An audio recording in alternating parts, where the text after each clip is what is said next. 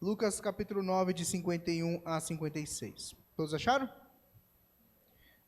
Aproximando-se o tempo em que seria levado aos céus, Jesus partiu resolutamente em direção a Jerusalém e enviou mensageiros à sua frente. Indo estes, entraram num povoado samaritano para lhes fazer os preparativos, mas o povo dali não o recebeu, porque se notava que ele se dirigia para Jerusalém. Ao verem isso, os discípulos Tiago e João perguntaram: Senhor, queres que façamos cair fogo do céu para destruí-los? Mas Jesus, voltando-se, os repreendeu, dizendo: Vocês não sabem de que espécie de espírito vocês são, pois o Filho do Homem não veio para destruir a vida dos homens, mas para salvá-los. E foram para outro povoado. Quero começar esse bate-papo fazendo uma provocação, uma pergunta a você. Como você, enquanto discípulo de Jesus, lida com os seus objetivos e com os seus alvos? Como você, enquanto discípulo de Jesus, lida com as questões que estão diante de você?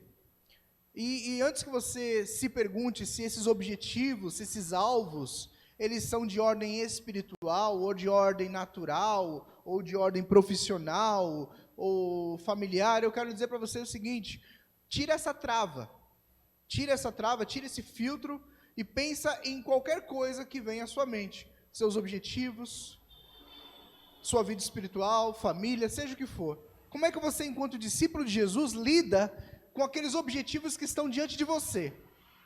Como é que você tem tratado essas coisas ao longo dos anos? O texto de Lucas capítulo 9, ele nos diz que Jesus, ele decide passar por um povoado ali samaritano, e algumas coisas acontecem. Antes da gente entrar nisso daí, eu preciso falar algumas coisas, fazer algumas considerações. Olha, lá no Evangelho de Lucas capítulo 3, verso 1, se eu não me engano, é isso? Aliás, capítulo 1, verso 3, nós percebemos que Teófilo deve ter sido alguém de importância. Lucas escreveu os seus relatos quando estava em Roma, muito provavelmente. E Teófilo provavelmente era um oficial romano ou alguém de muitas posses, alguém muito importante, porque no capítulo 1, verso 3 do Evangelho de Lucas, ele diz assim: Eu mesmo investiguei tudo cuidadosamente desde o começo e decidi escrever-te um relato ordenado, ó excelentíssimo Teófilo. O fato de haver esse ó excelentíssimo Teófilo está indicando que ele era ou um cidadão romano, um oficial, ou alguém, um cidadão de posses e que era importante. Agora eu quero convidar você a fazer um exercício aqui comigo, um exercício de imaginação. Por que eu precisei dizer isso para você?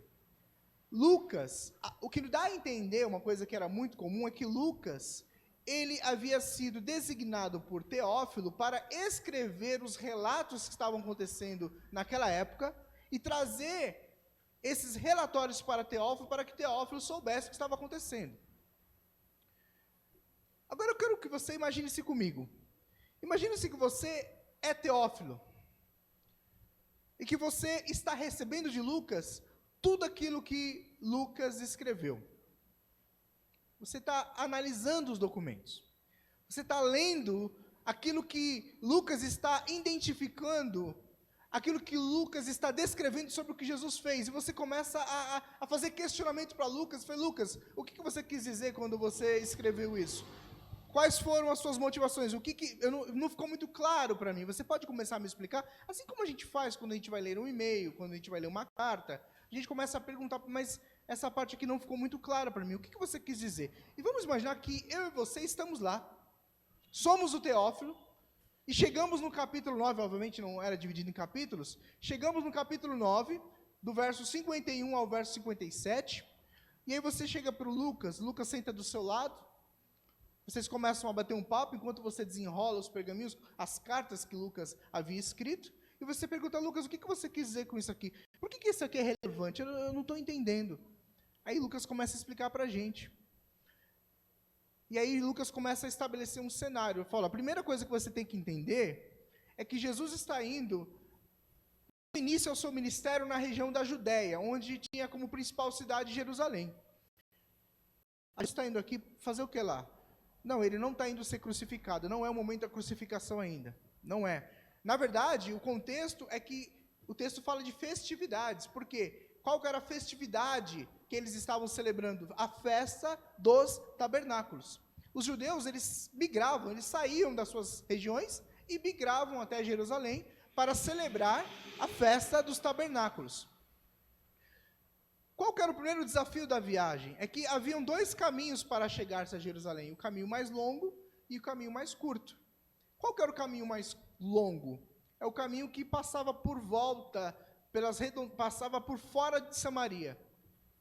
Jesus pretendia, algo que nos dá a entender, passar por uma cidade de Samaria. Os samaritanos que não tinham relacionamento com os judeus, eles sabiam identificar de longe, está chegando aquela festa que os judeus migram e vêm passar pela nossa cidade. Não vamos deixar esses caras passar aqui não, porque eles se sentem melhores do que nós. Então aí Lucas está elucidando para Teófilo o que está acontecendo. Então eles tinham que passar ou por Samaria, porque era o caminho mais próximo, ou tinham que dar a volta. E eles até tentaram passar pela cidade, mas eles foram impedidos, como diz o texto. Aí o Teófilo vira para Lucas e fala, tá, mas esse relato aí ele não me ensina nada, o que eu posso aprender com isso? Aí Lucas vira para a gente e fala, tem sim. Tem sim. Queridos, esse texto, ele ensina para nós, a partir de Jesus, como é que nós lidamos com os nossos desafios, com os nossos objetivos e com aquilo que nós queremos conquistar, em qualquer área da vida. Principalmente, questões de ordem espiritual. No ministério, se tem uma coisa que a gente ouve com muita frequência, são pessoas reclamando de determinadas situações que elas vivem, de todas as ordens, de casamento, igreja, trabalho. E você percebe nas pessoas um desejo de mudança. Se você está aqui hoje, eu quero perguntar para você, existe algo na sua vida que você gostaria que fosse diferente? Que você gostaria de mudar? Existe algo que você está perseguindo, que você gostaria de alcançar? Eu vou mostrar para vocês que Lucas, no capítulo 9, de 51 a 56, através de Jesus, ele nos ensina exemplos importantíssimos de como nós devemos lidar para alcançar esses objetivos. E não se enganem, eu não vou aqui trazer regras de ouro, que se você seguir a risca, tudo vai dar certo. Não é isso, mas são princípios que precisam ser observados. A primeira coisa, olha só o que diz o verso de número 51, diz assim, aproximando-se o tempo em que seria levado ao céu, no singular, Jesus partiu resolutamente em direção a Jerusalém. Falando uma questão muito, muito comum a nós, é o casamento. Muitas vezes eu vejo as pessoas reclamando de algumas questões do casamento, que, surpreendam-se vocês, nem sempre é tão complexo e tão difícil de se resolver. Quando a gente senta com uma das partes do relacionamento, você a ouve, aí você senta com a outra parte, e aí você começa a perceber que existe um pequeno problema aí de percepção de tempo. As pessoas não percebem quando chega o tempo de mudar. As pessoas estão agindo, ferindo os princípios do tempo, ignorando que, se nós queremos mudança, nós precisamos acordar e despertar para o que está acontecendo e dizer, opa, chegou o tempo de mudar, não dá para continuar mais do mesmo jeito. Existem pessoas que empurram aquela mesma situação por anos a fio, dizendo, não, este ano eu vou mudar. Não, segunda-feira eu vou mudar. Segunda-feira eu paro com esse negócio. Ou segunda-feira eu começo a fazer isso. Quando, na verdade, o tempo já lhes alcançou há muito tempo e precisam despertar. Então, a primeira coisa que nós, como discípulos do Mestre, que temos ambições, que temos vocações, que temos objetivos, que queremos, assim como as pessoas dizem, eu quero ser um cristão melhor, se é esse o seu objetivo, ser um cristão melhor, eu tenho que dizer para você, você tem que perceber o tempo das coisas. Talvez Eu não vou ficar aqui citando listas e mais listas, porque eu espero que à medida que eu falo, você ouve a palavra e o Espírito Santo traz à sua memória do que é que você precisa lembrar. Mas talvez existam coisas na sua vida que já passou o tempo de você abandonar. É algo que você tem cativado há muito tempo. Algo que precisa ser destruído, que precisa ser retirado da sua vida. E que há anos a fio tem trazido prejuízos para você e para as pessoas que convivem com você. Mas você ainda não percebeu o tempo, tem tratado isso de uma maneira muito tranquila, como se um dia para, um dia cessa.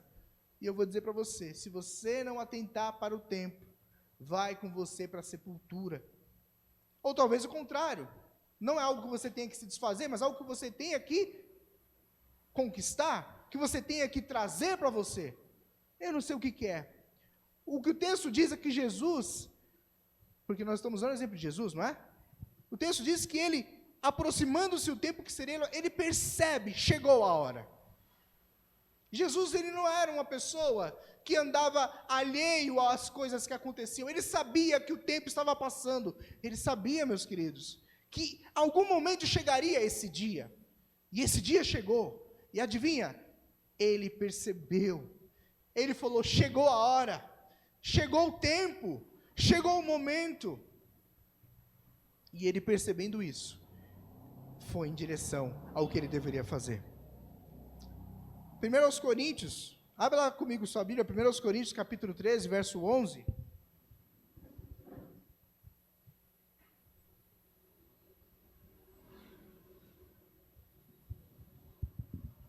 Aos Coríntios capítulo 13, verso 11. Olha o que o apóstolo diz para nós. Quando eu era menino, falava como menino, pensava como menino, raciocinava como menino, mas me tornei homem, deixei para trás as coisas de menino. Deixei para trás as coisas de menino. Meu amigo, minha amiga, meu irmão que está aqui nessa noite, quem sou eu para dizer para você o que é que você tem que abandonar, o que é que você tem que agregar para a sua vida? Mas talvez a sua esposa, o seu marido, os seus filhos tenham mais autoridade para dizer para você do que eu. O que você ainda não atentou que precisa ser mudado, que precisa ser conquistado. Chegou o tempo. Você precisa perceber isso no seu coração. Eu não posso dizer. Você precisa perceber isso. A segunda coisa é uma coisa progressiva, tá? São atitudes progressivas. De novo, vamos olhar o verso de número 51 mais uma vez. Diz assim: aproximando-se o tempo em que seria levado ao céu, Jesus partiu resolutamente em direção a Jerusalém. Você sabia que a palavra resolutamente, ou estar resoluto, é alguém que toma uma firme decisão? Sabia disso? Uma pessoa resoluta não é uma pessoa que diz, eu acho que eu vou mudar. Eu queria tanto mudar. Isso não é uma pessoa resoluta. Uma pessoa resoluta, ela está ciente de que precisa mudar. Ela muda a sua mente. Ela assume consigo mesmo o compromisso de que as coisas não serão mais iguais. Ela não aceita mais continuar do mesmo. Ela está decidida. A sua mente não negocia mais aquele fato, meus amados. Então Jesus nos ensina que quando chega o tempo, ele percebe, a primeira coisa que ele faz depois que ele percebe que o tempo chegou, ele traz isso para si, para sua mente, ele decide, ele toma uma decisão. E assim como existem pessoas que erram por não perceber o tempo, existem aquelas que percebem que o tempo de mudança chegou. Acreditem, existem casados que vivem como solteiros. Existem casadas que vivem como solteiras.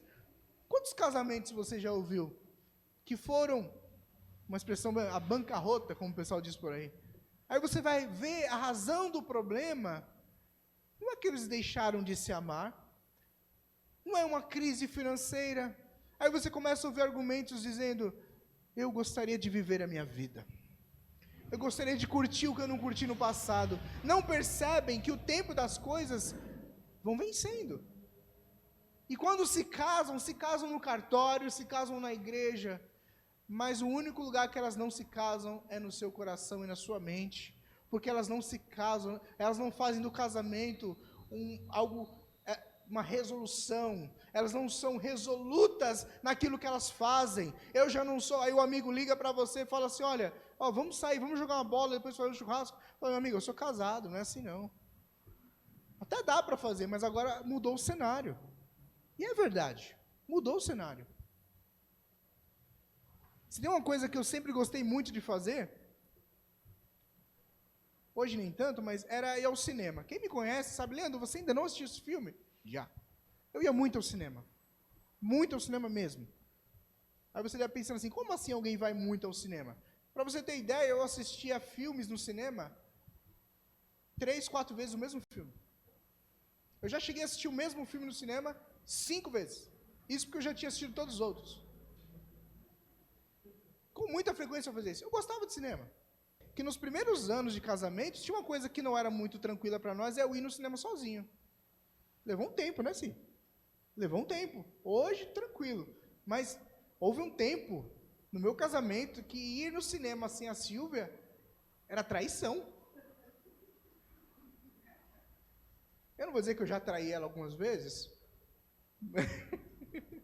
mas houve uma certa vez onde eu me lembro que eu fui ao cinema sem a Silvia, e aí, eu estou até suando só de falar.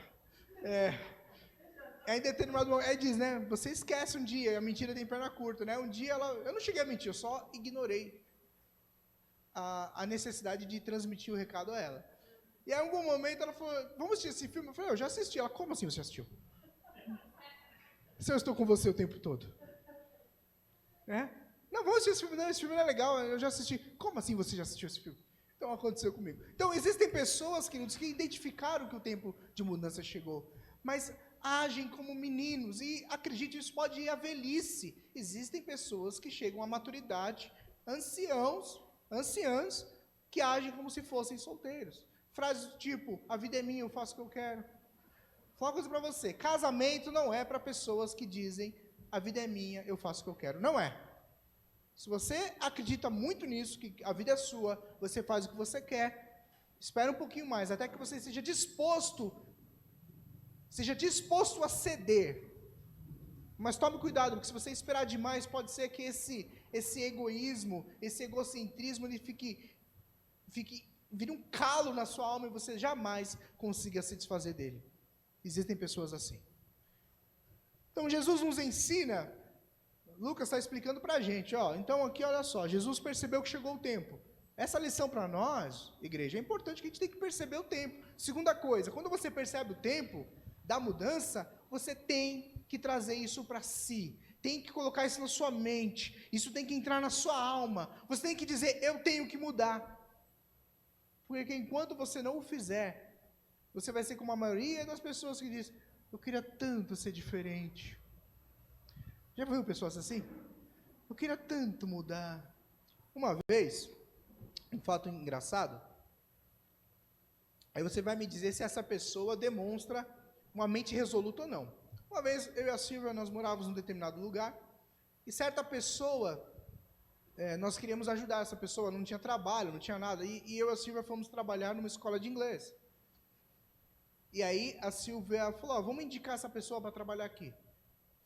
Ela falou com a chefe, né? E essa pessoa veio. Passou pelo processo seletivo, foi contratada e passou pelo treinamento. A dona da empresa chegou para essa pessoa e falou assim, qual que é o seu sonho? Qual que é o seu sonho? Eu não me lembro agora, vamos dizer que seja contabilidade, vai. Ela disse assim, meu sonho é trabalhar com contabilidade, é o sonho da minha vida, olha, é a coisa que eu mais quero.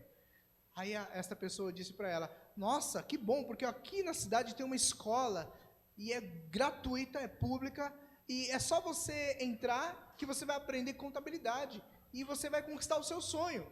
No que a outra responde, mas é muito difícil entrar lá.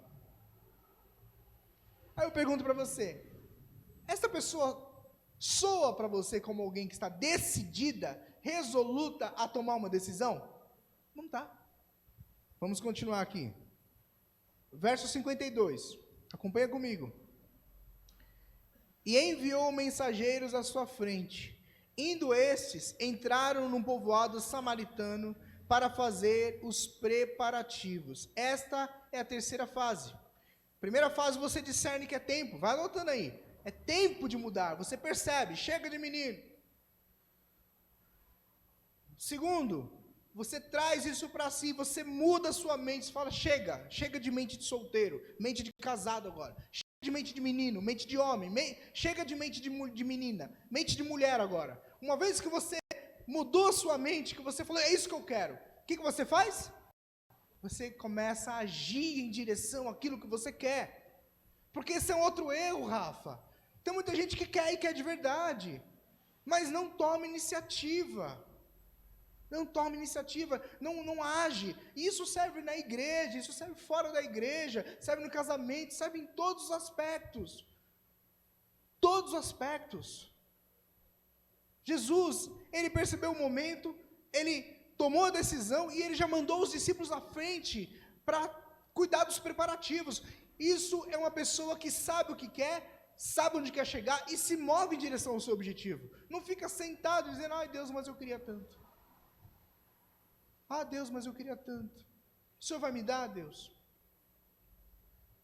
Nesses dias, você já deve ter visto isso, eu vi um vídeo do Cortella, do Mário Cortella, e ele chama muita atenção da gente, porque ele diz o seguinte, sabe qual é a maior lição da vida?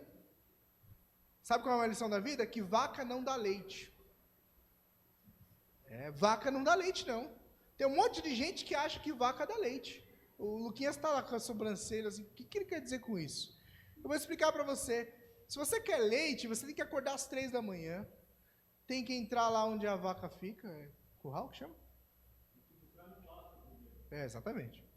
Você vai lá buscar a vaca no pasto, você entra lá, geralmente tem um monte de fezes no chão, você pega um banquinho, você amarra a vaca, amarra o rabo da vaca, porque senão ela te lambuza todo, aí você tem que pegar nas tetas da vaca e tem que tirar o leite da vaca.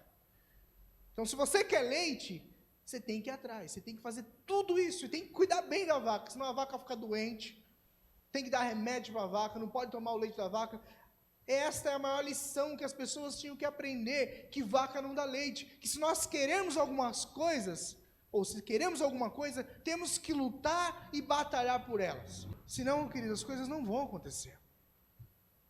Nós temos que parar de misturar as coisas, e não é o assunto que eu quero entrar, mas que Deus, uma vez que você conhece Jesus, chega, não precisa mais se esforçar, não precisa mais fazer coisa alguma, Deus vai dar para você. Isso é tão incoerente, se o próprio Filho teve que enfrentar cada obstáculo, cada desafio, teve que encarar de frente a cruz, por que conosco seria diferente? Por que conosco seria diferente? Eu gosto muito de usar um exemplo de uma pessoa que eu admiro muito, que é a minha esposa. A minha esposa, graças a Deus, hoje está num momento muito positivo na carreira dela. Eu tenho certeza que existem algumas pessoas que vão olhar e vão dizer, ó, Silvia tem sorte na vida. Nossa, vocês não fazem ideia de como isso é ofensivo, dizer que a minha esposa tem sorte. Eu não vou entrar em detalhes para preservá-la por causa das dificuldades naturais que ela tem, mas só quero falar do esforço dela, irmão. A Silvia trabalha sentado o dia inteiro, faz reuniões o dia inteiro, treinamento o dia inteiro, depois ela estuda, e depois ela cuida das crianças, aí ela para, ela lava a louça, e ela volta e faz, e está fazendo monografia, e faz apresentação disso, e faz apresentação daquilo, e lida com um bando de gente machista, um bando de gente que resiste ao ensino, ao auxílio que ela dá, porque ela é mulher, lida também com a questão do machismo no nosso país. E eu vejo hoje, foi ontem, ela falou, Leandro, consegui a última prova da minha pós, do meu MBA. Agora vai fazer a apresentação da monografia dela, debaixo de tanta coisa, de tanta paulada. E eu falo para vocês, se você quer ofendê-la, olha para ela e diz, nossa, você tem sorte. As coisas para vocês são fáceis, você não faz ideia. Você não faz ideia. Mas por que a minha esposa está indo para onde está indo? Porque ela percebeu o tempo. Ela tomou a decisão de mudar, e ela não ficou esperando que as coisas acontecessem. Ah, mas ela não ora para que Deus dê força, resiliência, que Deus ajude, dê potencial, dê sabedoria. O verso 53 diz assim: mas o povo dali não o recebeu, porque se notava em seu semblante que ele ia para Jerusalém. Tá? É como eu falei para vocês, os samaritanos sabiam que nas festas os judeus, alguns ousavam cortar caminho pela cidade da Samaria, e eles impediam que esses passassem. Uma outra coisa que é muito importante também para nós, depois que você discerne o tempo, toma a decisão, toma os preparativos para que aconteça, é você não agir como, nossa, eu jurava que ia dar certo, mas eu me dediquei tanto. A gente começa a se fechar. Mas é meu sonho. Aí começa a sentir coitadinho. Nossa, mas veio o Covid, não está dando certo para mim. Queridos, uma outra coisa que você tem que fazer é não ignorar as dificuldades que estão à frente. Vai ser difícil, não vai ser de primeira. Você não conseguir logo de cara. Vai exigir renúncia, vai exigir fazer de novo. Ficar experiente. Meu sonho é ser autônomo. É ter minha própria empresa. Querido, pode ser que você feche 2 ou 3 antes de se tornar uma pessoa bem-sucedida. Ainda que você siga todas as regras. Ainda que você seja acompanhado de perto por pessoas profissionais. Porque a vida é assim, nem sempre as coisas dão certo. Jesus, ele não ignora as dificuldades. Ele está passando por aquele lugar e ele se depara com oposição ao que ele ia fazer. E vai haver oposição mesmo. Vai haver oposição e nem sempre você vai conseguir as coisas de primeiro. Então, se nós queremos ser bem-sucedidos no que nós fazemos, sempre que você fizer um planejamento, sempre que você caminhar em direção a seja o que for que você quer, nem sempre as coisas vão acontecer do jeito que você gostaria. Muitas vezes vai dar errado mesmo. Muitas vezes você vai fazer tudo certo. Vai dar tudo certinho, você não errou em nada. Mas não deu, não foi dessa vez. Tenta de novo. Uma das coisas que eu trago comigo na minha vida, que foi uma lição para mim, houve uma época no meu casamento, eu não tinha nenhuma profissão, eu trabalhava no que aparecia. E aí eu decidi, eu preciso de uma profissão. E aí eu tentei me inscrever para a polícia, para ser policial militar. Mas eu escolhi o corpo de bombeiros, né? E eu coloquei todas as minhas fichas lá, queridos, todas as fichas, sabe? Eu sabia que para entrar no corpo de bombeiros eu teria que passar por alguns testes físicos. Hoje eu estou um pouquinho, como eu posso dizer, para não ser, um pouquinho acima do peso, um pouquinho. Mas naquela época eu não era. Meu irmão, não deixa o diabo te usar não. Não deixa o diabo te usar não, fica quieto aí. Eu estava... Eu estava o corpo estava legal, né? E aí eu comecei a fazer academia, eu fazia natação. Aí você vai dizer assim, nossa, você tem dinheiro para tudo isso? Não, eu não tinha. Minha academia era uma barra que eu comprei, coloquei na porta de casa e ficava fazendo barra todos os dias lá. Ah, mas você ia para natação? Não, eu ia para o Sesc, que era gratuito.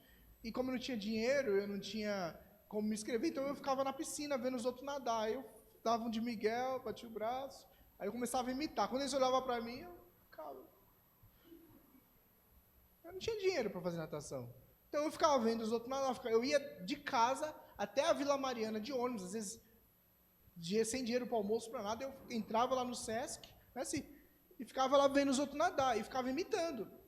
Porque para poder fazer a aula, eu não sei se tinha que passar por sei lá, tinha uns problemas lá que eu não conseguia. Enfim... Fui fazer o teste do corpo de bombeiros. Passei nas provas, exames, tudo. Os testes físicos, passei tranquilamente. Corrida de 100 metros, agachamento, flexão, barra, passei. Nadei naquela piscina gelada, que nem para colocar um aquecedorzinho pra gente. 6 da manhã, subi numa escada de bombeiro que ia daqui, lá no terceiro céu, quase. Desci da escada, falei, estou fazendo tudo o que tinha que fazer. Aí tinha mais de 2.000 candidatos para 300 vagas. Aí eles falaram, agora vocês vão fazer um desenho, que é o psicotécnico. Eu falei, desenho eu sei fazer. Aí eu falei, Deus, agora é contigo. Agora é contigo. O que eu tinha que fazer, eu fiz. Fiz tudo, com excelência. E aí eu me lembro que eu saí de casa, de manhã, e fui até o local onde haveria as respostas, e meu nome não estava na lista. Eu fiquei muito aborrecido. Fiquei muito triste. E quando eu estava saindo, eu encontrei uma pessoa que tinha sido aprovada. Sabe o que ele disse para mim? Ele disse assim, é a 9ª vez que eu estou tentando, e agora eu consegui. Foram 8 vezes de reprovação. Agora eu consegui. Sabe qual é a primeira coisa que veio na minha mente quando eu vi isso? Os meus me perdoem. Eu falei, esse cara não é crente não. Porque se ele fosse, ele ia dizer, não é da vontade de Deus. Tinha parado na 3ª, ou na 2ª, ou talvez na 1ª. Ou vocês acham que eu estou exagerando? É assim. Muitas vezes nós cristãos rotulamos, não é da vontade de Deus, só porque houve dificuldades, empecilhos, como se tudo fosse maravilhoso. Jesus, ele está indo fazer algo que é de Deus. Ele está cumprindo seu ministério, vai começar o seu ministério na parte da Judéia, e ele encontra empecilhos. Por isso, meu amado, tão importante quanto você identificar o seu objetivo, tão importante quanto você chegar à conclusão de que você precisa mudar, tão importante quanto você estabelecer as metas, é você separar um espaço na sua caderneta para as decepções e para os empecilhos. Calcule os riscos. Não só calcule as vitórias, não. Olha, eu só penso em vitória. Querido, desculpe, você vai aprender do jeito difícil. Porque você vai errar muito até você acertar. Pessoas que não pensam nos riscos, não estão preparadas para lidar com eles quando eles aparecerem. Tem que estar preparado com risco. Quase acabando. Verso de número 54, verso 55, diz assim. Ao verem isso o quê? O empecilho, o bloqueio. Tiago e João, os filhos do trovão, perguntaram, Senhor, queres que façamos cair fogo do céu para derrubá-los? Mas Jesus, voltando-se, os repreendeu, dizendo, vocês não sabem de que espécie de espírito são, pois o Filho do Homem não veio para destruir a vida dos homens, mas para salvá-los. Mais uma vez, não importa qual é o objetivo que você tem na sua vida, queridos. Não se esqueça de quem foi que chamou vocês. Não esqueça, não negocie os seus valores, lute, batalhe, durma menos do que você está acostumado, acorde mais cedo, vai dormir mais tarde, toma uma xícara de café, estuda mais, se esforça mais, mas não negocie os seus valores. Por que João queriam fazer isso? Porque eles não estavam completamente equivocados. Eles tinham até base bíblica porque eles queriam fazer. Eles lembraram de 2º livro de Reis, lembraram de Elias e os profetas de Baal, os profetas de poste ídolo, lembrou, eles estão querendo rever o Velho Testamento. Estão querendo ver um Elias mais atualizado. Senhor Jesus, eu creio, porque o meu Deus é o mesmo, o meu Deus não muda. Vamos mostrar para esses infelizes aí, para esses filisteus aí, quem será que eles são? Que o nosso Deus é o mesmo ontem, hoje, eternamente. Vamos orar e vamos deixar que caia fogo do céu e os consuma. Jesus falou o seguinte, olha, vocês não sabem de que espírito vocês são? Não é porque as dificuldades se apresentam que a gente vai corromper os nossos valores. Queridos, existe uma porção de pessoas que corrompem os seus valores e justificam isso, dizendo, porque se eu não roubar, eu não chego lá. Se eu não pagar isso aqui, eu não consigo. Se eu não me vender nesse requisito, eu não consigo. E aí que acontece, os valores do reino, aquele que te chamou para esta obra, fica lá atrás. Então a gente começa assim, vamos pensar hoje que o cenário é política. Chega o irmão aqui e fala, seu irmão Rafael. Rafael vem aqui à frente e diz assim, irmãos, Deus colocou no meu coração que eu tenho que me envolver com a política. Eu tenho um talento natural para isso e eu quero ser bênção de Deus, eu quero ser instrumento de Deus lá no gabinete. Aí o Rafael fala, é mesmo? Então vamos lá. E a gente ora por ele, a gente volta nele, e ele consegue. Ele chega lá no gabinete, aí você fala, e Rafael, como é que tá? Olha, pastor, aqui é legal, mas aqui não é só oração, não. aqui a gente tem que ter o toma lá da cá, porque senão a gente não consegue governar. Mas é assim que Deus mandou você? Foi esse o papel que Deus te deu? Pastor, você não está entendendo. Se eu não fizer o toma lá da cá, não dá. Mas e a missão? De quem é a missão? Queridos, nós não podemos permitir que sejamos corrompidos no processo e sacrifiquemos aquilo que é precioso para aquele que nos chamou para a boa obra. Então, nós temos objetivos à frente? Temos. Não se corrompa. Não esquece dos valores daquele que o chamou. Verso 56. Diz assim, ele é bem curtinho, quando acaba os 55, diz assim, e foram para outro povoado. Eles tinham do lado deles o Senhor dos senhores, o Rei dos reis. Não é verdade? Não havia exército do mundo que pudesse se opor a eles, porque eles estavam do lado do Rei dos reis. Mas o Rei dos reis nos ensina como ele agiu quando houve oposição a algo que ele queria fazer, que se ele tentasse fazer, ele teria que ir contra os seus princípios, porque ele não veio para matar, ele veio para trazer vida. O que o Rei dos reis faz? Ele pega um desvio e vai por outro caminho. Isso nos ensina que na nossa caminhada, para que nós não venhamos a corromper os nossos propósitos, aquele que nos chamou, talvez nós tenhamos que abrir mão de um atalho e pegar o caminho mais comprido, para que nós façamos do jeito de Deus. Às vezes nós vamos ter que fazer o caminho mais difícil mesmo. Às vezes nós vamos ter que abrir mão das facilidades. Na minha mão é rapidinho, é 5 dias. Pelo sistema normal são 45. Qual que é o jeito de Jesus? Qual que é o jeito de Jesus? Nós temos que aprender a fazer os desvios necessários. Não é se desviar não, viu, irmão? Estou mandando ninguém se desviar aqui não. É fazer a mudança de rota que for necessária para que os valores daquele que nos chamou não sejam comprometidos. Precisamos, às vezes, fazer esse tipo de desvios. Por último, eu quero voltar de novo ao verso de número 51. Aqui eu acabo. Verso 51, mais uma vez, diz assim, aproximando-se o tempo em que seria levado ao céu, Jesus partiu resolutamente em direção a Jerusalém. Quando eu imagino, vamos mais uma vez usar nossa imaginação, tá?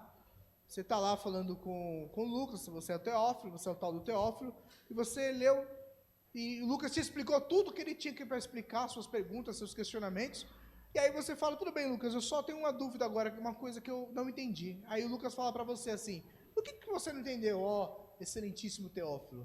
Fala, é a colocação das palavras que você usou aqui. Eu acho que você cometeu um equívoco no seu documento aqui. Fala, qual foi? Então, você escreveu aqui, aproximando-se o tempo em que seria levado ao céu. Quando você fala aproximando-se o tempo que ele seria levado ao céu, o que você quer dizer? Você está querendo dizer sobre a crucificação, sobre a morte dele? Aí Lucas fala, é isso aí. Então você deveria ter colocado assim, aproximando-se o tempo em que seria morto. Faz muito mais sentido. Fica claro para os leitores, tem mais impacto, né? Chama mais atenção. Aí Lucas diria para a gente assim, sabe o quê? Ele diria o seguinte, é que na verdade, para aquele que é nascido de novo, Jesus nos ensinou que a palavra mais apropriada para morrer é subir aos céus. Aquele que é nascido de novo, ele pode muito bem substituir, ele pode entender como sinônimo, morrer como subir aos céus. E para a gente é com muita tranquilidade que a gente usa essa palavra. Eu posso dizer muito bem assim, queridos, eu falo para minhas filhas, vocês têm que se virar, porque um dia o papai vai para o céu. E elas sabem exatamente o que eu quero dizer, porque elas entendem a nossa linguagem. E qual que é a lição que ele nos ensina? É que essa tranquilidade de lidar com a morte, ela nos ensina que nós precisamos nos libertar dos medos que nós temos. Temos que nos libertar dos medos. Qual que é o propósito que você tem no seu coração? Eu tenho um propósito, mas eu tenho medo que dê errado. Se liberta do seu medo. Mesmo porque, como eu falei antes, pode ser que dê errado 2, 3 vezes antes de dar certo. Pessoas que vivem escravas do medo nunca conquistam nada, não saem do lugar, vivem na mediocridade, vivem daquilo que cai da árvore, vivem daquilo que a vida joga para eles no chão. Pessoas que querem conquistar, a primeira coisa que elas têm que aprender a lidar é com medo. Não é que ele deixa de existir, mas você sabe o lugar dele. O medo é até importante para ajudar você a ser cauteloso, para você não ser displicente. Mas tem que se libertar do medo. Por que você não fez? Tinha medo que não fosse dar certo. Olha, eu tenho 43 anos. Sou casado há 20 anos e alguns meses. Desses 20 anos e alguns meses, é a primeira vez na minha vida que eu moro numa casa própria. Primeira vez. E eu moro numa casa própria há aproximadamente 11 meses. 11 meses, desculpa. Eu comprei minha casa este ano. 11 meses. Alguns anos atrás, não muito, uns 3, 4 anos atrás, eu estava visitando a rua onde eu costumava morar, e eu encontrei um colega de infância. Aí eu falei, o nome dele eu vou dizer Zé. Vou dizer que o nome dele é Zé. Eu falei, oi Zé, oi Leandro. Tudo bem? Tudo bem. E aí, o que há de novo? Não vejo você desde criança. Ah, estou por aí. E aí, você casou? Eu falei, não, casei não tenho casa. Só caso quando eu tiver minha casa. É uma boa coisa casar quando tem casa. Mas nem sempre dá para ser. A verdade é essa. Aí eu perguntei para ele, quer dizer que você não casou ainda porque você não tem casa? É verdade. Enquanto não caso. Aí no momento eu pensei, Emília, que é óbvio que eu sempre tive o objetivo de comprar uma casa, eu só não pude comprar. Mas eu vivi, naquela época, tinha sido uns 15, 18, 19 anos, tive 2 filhas lindas, vi o parto de uma delas, só não vi da outra porque o hospital não deixava, vi elas andando, vi elas engatinhando, vi elas na escola, passei pela despedida da escola, eu vi a Melissa no primeiro dia de aula chorando, com medo de deixar os pais, eu vi a Amanda, não, a Silvia chorando com medo de deixar a Amanda na escola, eu experimentei tantas coisas, eu vi os dentinhos dela caindo pela primeira vez, eu vi elas passando de uma série para outra.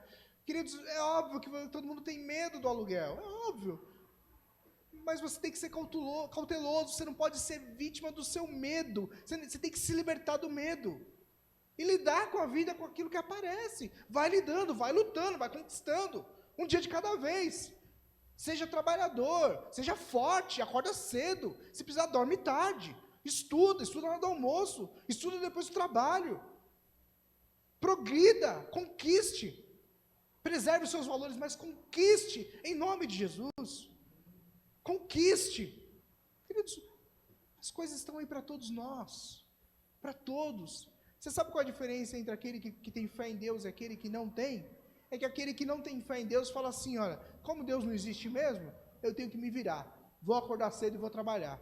E aquele que tem fé em Deus, normalmente diz assim, não, vou esperar o Senhor dar para mim. É isso que acontece. Para encerrar esse ponto, eu falei sobre se libertar do medo. Pode ser qualquer medo, mas eu quero enfatizar o medo da morte. Queridos, nós somos o povo que fala de uma coisa absurdamente maluca para os não crentes. Nós falamos de arrebatamento. Você sabe o que é arrebatamento? Arrebatamento, querido, é a gente ser elevado às alturas. Você crê no arrebatamento? De verdade? Você crê que você terá uma nova vida eterna com Deus? Você crê nisso? Você crê que a partir do momento que a gente fecha os nossos olhos aqui, nós estaremos com o Senhor para sempre, onde não há lágrimas, onde não há ranger de dentes, onde não há luto? Você crê nisso? Mas por que a gente vive com medo de morrer? Irmão, o irmão tá tossindo, acho que o irmão está com Covid. Está amarrado em nome de Jesus. Vira essa boca para lá, irmão. Né? O cara tem uns até mais que dá se benze se deixar. O irmão tá mal, o irmão se não cuidar, o irmão pode morrer. Que é isso, cara? O que você está falando para mim? Vira essa boca para lá. Está amarrado e repreendido. Queridos, nós somos o povo do céu. Temos que nos desprender do medo da morte. É claro que ninguém aqui está louco para morrer. Oi? É ganho, é lucro, não é como diz? Viver é Cristo, morrer é lucro. É isso, queridos. Nós temos que nos desprender do medo. Não tem nada mais triste, eu vou dizer para vocês, não é nada mais triste do que alguém, você vai num velório de uma família cristã, crentes no Senhor Jesus, e aí a pessoa está lá, por que morreu? Mas por que morreu? Eu não entendo. E começa a fazer show, eu não entendo, porque levou, era tão boazinha na igreja, por que morreu? E aí você, com todo respeito, fala, não, que ele está com o Senhor, mas por quê? Não era a hora.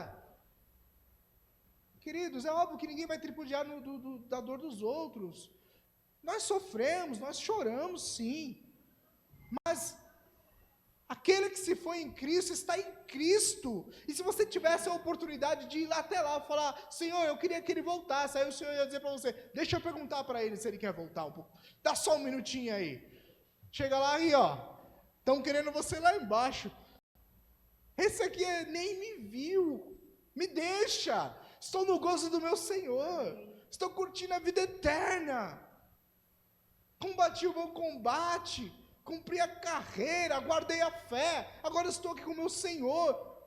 Fala para aqueles caras lá embaixo se libertar da morte, do medo da morte. Porque a gente, queridos, a verdade é, a morte não mata mais. A morte não mata mais. Amém?